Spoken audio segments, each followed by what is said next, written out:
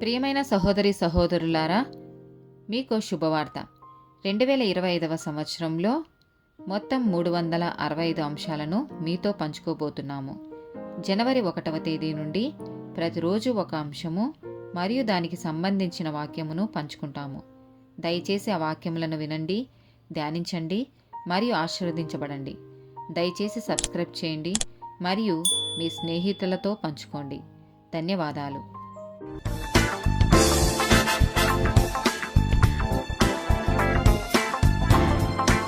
61st day topic పోటీ. సామెతల గ్రంథము 24వ అధ్యాయము 17-18 వచనాలు.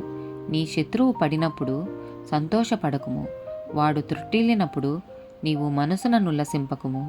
యెహోవా అది చూచి అసహించుకొని వాని మీద నుండి తన కోపము త్రిప్పుకొనునేమో.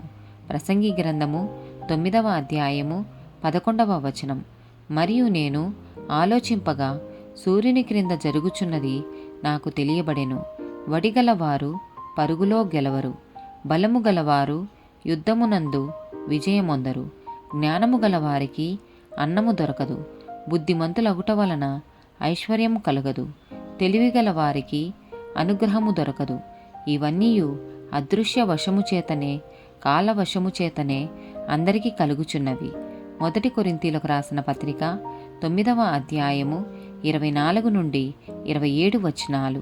పందెపు రంగమందు పరిగెత్తు వారందరూ పరిగెత్తుదురు గాని యొక్కడే బహుమానము పొందునని మీకు తెలియదా? అటువలే మీరు బహుమానము పొందునట్లుగా పరిగెత్తుడి. మరియు పందెమందు పోరాడు ప్రతివాడు అన్ని విషయములయందు మితముగా ఉండును. వారు క్షేమగు కిరీటమును పొందుటకును, మనమైతే అక్షేమగు కిరీటమును పొందుటకును మితముగా ఉన్నాము. కాబట్టి నేను గురి చూడని వాని వలె పరిగెత్తువాడను కాను. గాలిని కొట్టునట్టు నేను పోరాడుట లేదు గాని, ఒకవేళ ఇతరులకు ప్రకటించిన తరువాత నేనే భ్రష్టుడనైపోదునేమో అని నా శరీరమును నలగొట్టి దానిని లోపరుచుకొనుచున్నాను. ఆమేన్.